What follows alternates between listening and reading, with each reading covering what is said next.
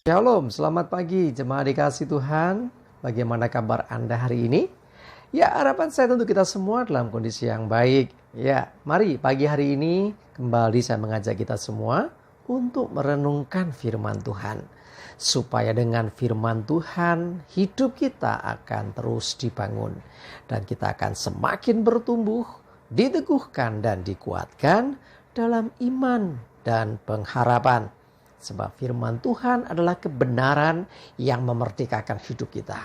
Firman Tuhan jugalah yang menjadi sumber kekuatan kita. Firman Tuhan pedoman dan penolong hidup kita. Bahkan firman Tuhan juga yang akan terus menuntun dan menerangi langkah hidup kita. Yuk mari jemaat dikasih Tuhan, sebelum kita merenungkan firman Tuhan pagi hari ini, kita akan berdoa terlebih dahulu.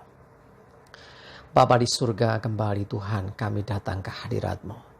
Kami sungguh mengucap syukur atas segala kebaikan Tuhan dalam hidup kami.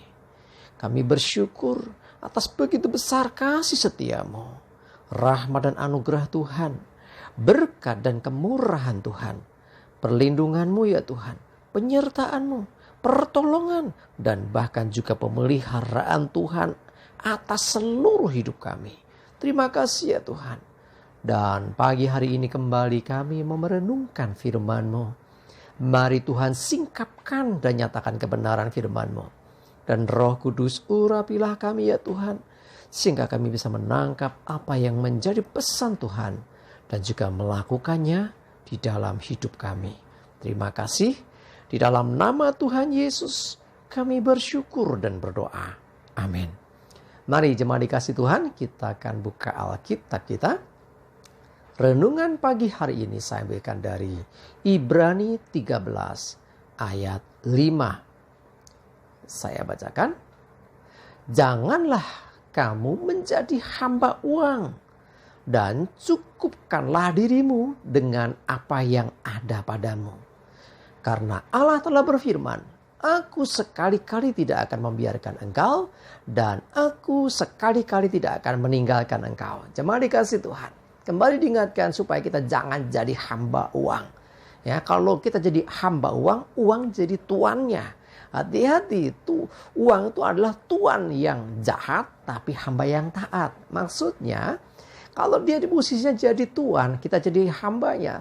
Dia jahat, artinya untuk dia orang seringkali ya melakukan apapun juga.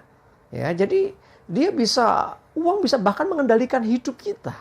Nah, sebaliknya kalau dia jadi hamba, kitalah yang mengelola, maka dia jadi hamba yang taat. Artinya kita mau gunakan buat apa dia manut. Gak mungkin uang protes, kita beli pulsa, kita beli makanan atau yang lainnya.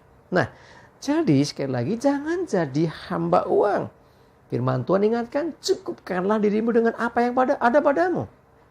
Hari-hari ini begitu banyak orang ya mendapat tawaran kemudahan-kemudahan untuk memperoleh sesuatu, termasuk kredit. Hati-hati, bukan saya melarang orang berkredit, tetapi mesti dilihat kira-kira kemampuannya seberapa.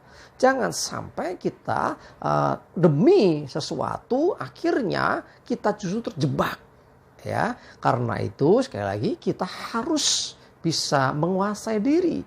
Ya, cukupkan dengan apa yang ada. Ya, jadi jangan kita istilahnya gayuh atau menginginkan sesuatu yang di luar kapasitas kita. Ya, dalam hal ini belajar mencukupkan diri, belajar bersyukur dengan apa yang ada. Bukan berarti kita nggak boleh punya impian, bukan berarti kita tidak boleh menginginkan sesuatu yang besar. That's okay. Tetapi sekali lagi mesti belajar untuk kita tidak mengikuti ego kita, kita tidak mengejar sesuatu untuk kedagingan kita. Nah, kalau Tuhan taruh sesuatu dalam hati kita untuk sebuah visi yang besar, mimpi yang besar, that's okay. Ya, tetapi kalau hanya untuk kesenangan duniawi, untuk hal-hal dunia, untuk hal-hal yang sementara, hati-hati jangan sampai kita justru terjebak dalam permasalahan yang lebih berat.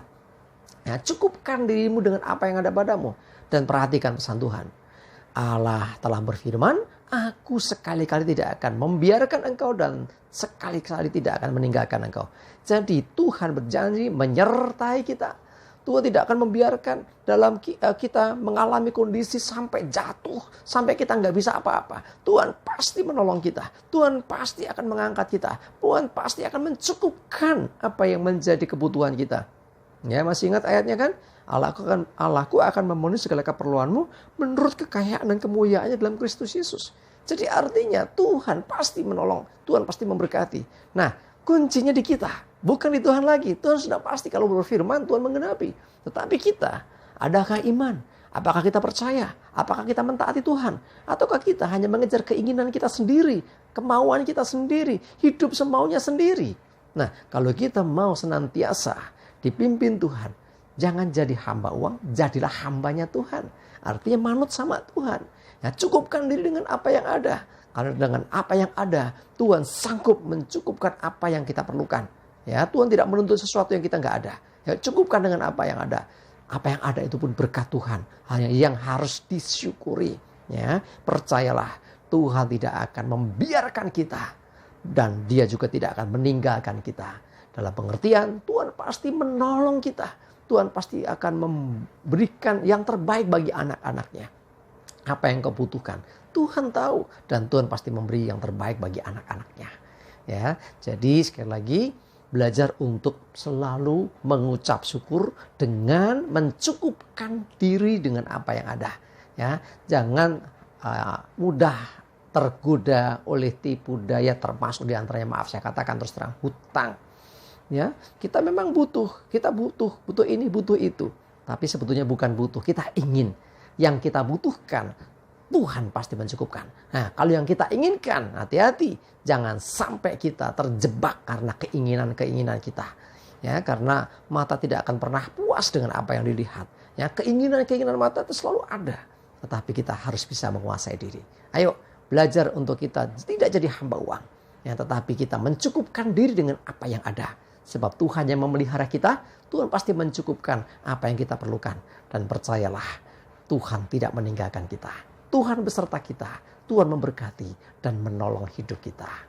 Amin. Kita berdoa. Bapa di surga, terima kasih. Pagi ini kami diingatkan untuk kami tidak menjadi hamba uang. Untuk kami tidak fokus kepada uang. Tapi fokus kepada Tuhan. Dan mencukupkan diri dengan apa yang ada. Dengan apa yang telah Tuhan berikan bagi hidup kami. Mensyukuri rahmat dan berkat Tuhan. Dengan mencukupkan diri dengan apa yang Tuhan beri. Kami percaya Tuhan bahwa Engkau tidak membiarkan kami dalam kondisi kekurangan. Engkau tidak membiarkan kami sampai terpuruk, jatuh, tergeletak. Tetapi sebaliknya, Engkau pasti peduli akan hidup kami. Bahkan Engkau tidak pernah meninggalkan kami.